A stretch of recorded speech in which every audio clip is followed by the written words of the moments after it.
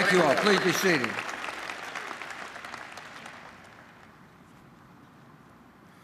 Oh, happy days. I want to thank you all for coming. Laura and I are thrilled to have so many friends, I mean a lot of friends, here to celebrate this special day. There was a time in my life when I wasn't likely to be found at a library, much less found one. Beautiful building has my name above the door, but it belongs to you. It honors the cause we serve and the country we share. For 8 years, you gave me the honor of serving as your president, and today I'm proud to dedicate this center to the American people.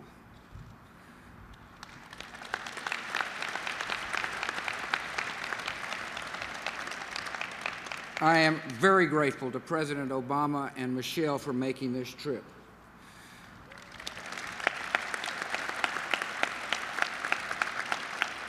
Unlike the other presidents here, he's actually got a job. President, thank you for your kind words and for leading the nation we all love. I appreciate my fellow members of the former President's Club, 42, 41, and 39. I want to thank you all for your kind words and the example you have set. Alexander Hamilton once worried about ex-presidents wandering among the people like discontented ghosts. Actually, I think we seem pretty happy. One reason is that we have wonderful first ladies at our side.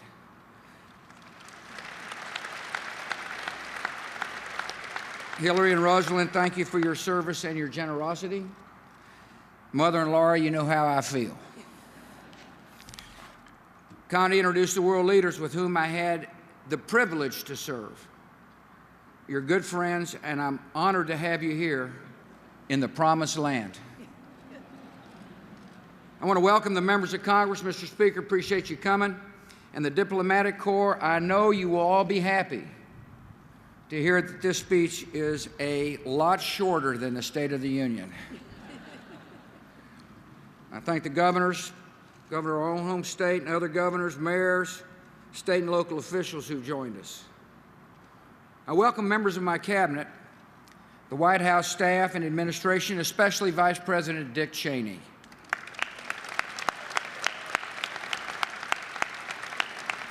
From the day I asked Dick to run with me, he served with loyalty, principle, and strength. Proud to call you friend. History is going to show that I served with great people, a talented, dedicated, intelligent team of men and women who love our nation as much as I do. I want to thank the people who have made this project a success. President Gerald Turner runs a fantastic university.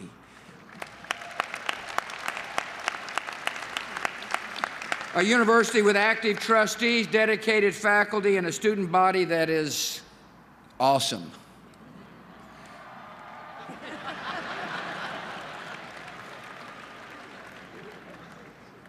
I want to thank David Ferriero, Alan Lowe, and the professionals at the National Archives and Records Administration who have taken on a major task, and I am confident you all will handle it.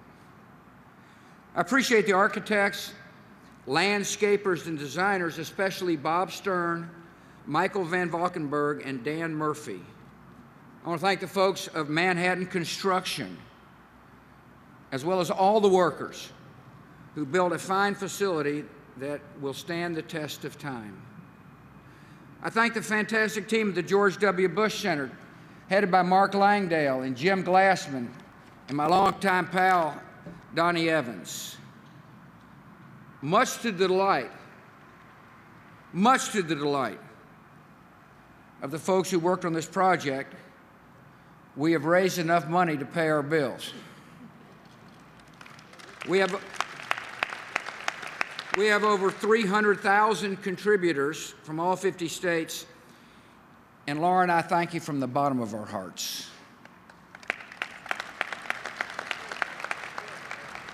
This is the first time in American history that parents have seen their son's presidential library.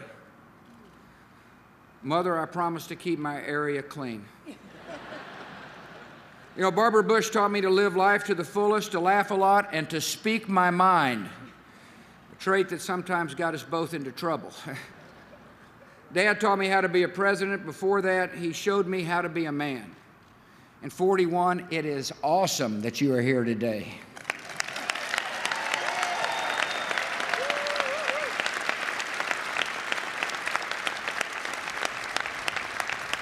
I welcome my dear brothers and sister, as well as in-laws, cousins, nephews, nieces, uncles, all of you, for joining us. Our family has meant more to me than anything, and I thank you for making it so. Not so long ago, this campus was home to a beautiful West Texan named Laura Welch. When she earned her degree in library science, I'm not sure this day is exactly what she had in mind. She's been a source of strength and support and inspiration ever since we met in the O'Neill's backyard in Midland, Texas. One of the joys of the presidency was watching Laura serve as First Lady. The American people rightly love her, and so do I.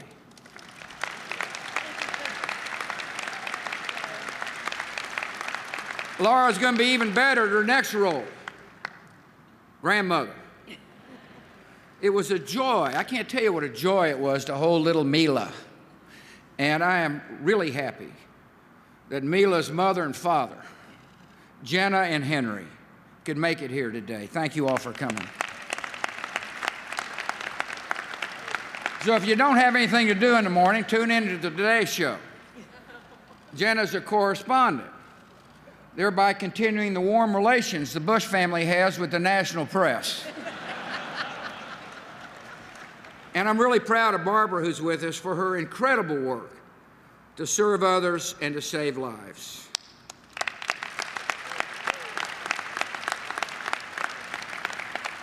Today marks a major milestone in a journey that began 20 years ago when I announced my campaign for governor of Texas.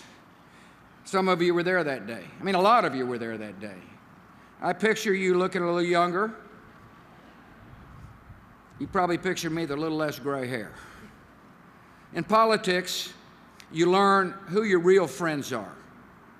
And our friends have stood with us every step of the way. And today's a day to give you a proper thanks. In democracy, the purpose of public office is not to fulfill personal ambition. Elected officials must serve a cause greater than themselves. The political winds blow left and right, polls rise and fall, supporters come and go. But in the end, leaders are defined by the convictions they hold. And my deepest conviction, the guiding principle of the administration, is that the United States of America must strive to expand the reach of freedom.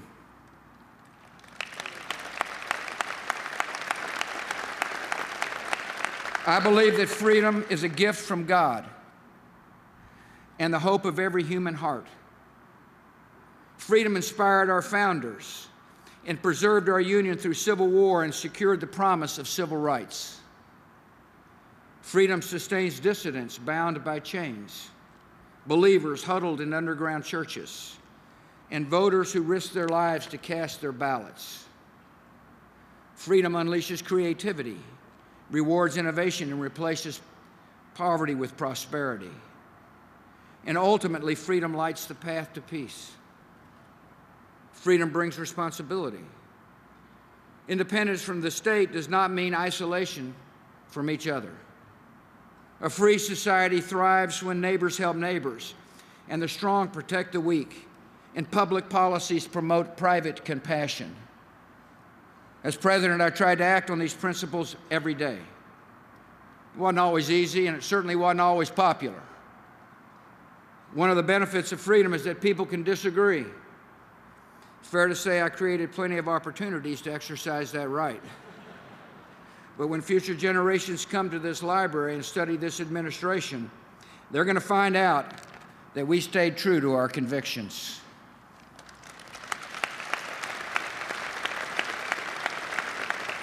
That we expanded freedom at home by raising standards in schools and lowering taxes for everybody. That we liberated nations from dictatorship and freed people from AIDS. And that when our freedom came under attack, we made the tough decisions required to keep the American people safe.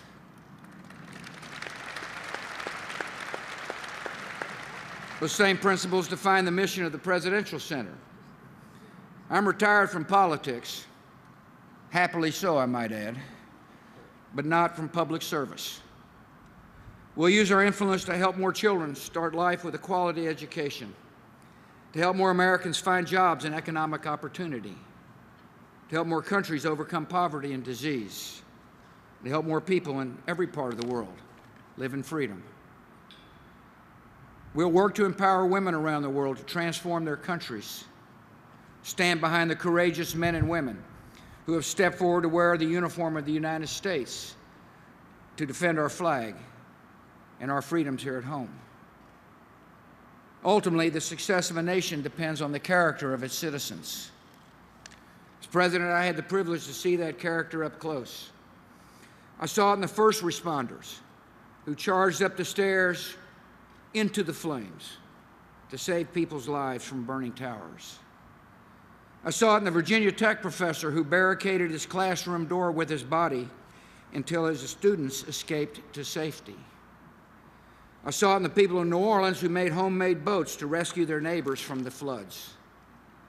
I saw it in the service members who laid down their lives to keep our country safe and to make other nations free. Franklin Roosevelt once described the dedication of a library as an act of faith. I dedicate this library with an unshakable faith in the future of our country. It's the honor of a lifetime to lead a country as brave and as noble as the United States. Whatever challenges come before us, I will always believe our nation's best days lie ahead. God bless.